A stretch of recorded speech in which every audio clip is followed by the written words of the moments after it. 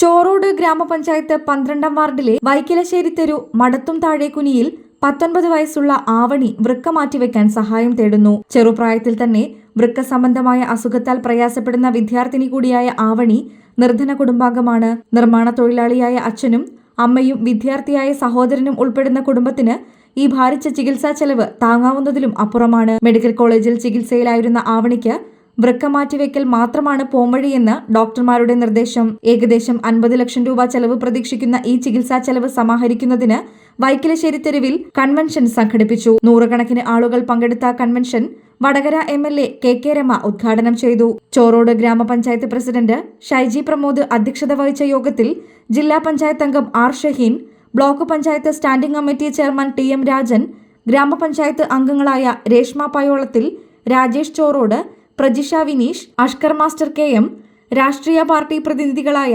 Nidhin N, advocate Najmal, PTK Ismail master, Ajith Kumar, Sasi VP, NK Mohanan, VM Santhosh, KM Narayanan എന്നിവർ സംസാരിച്ചു. N Prabhakaran വിശദീകരണം നടത്തി. പ്രസാദ് വിലങ്ങിൽ കമ്മിറ്റി പാനൽ അവതരിപ്പിച്ചു.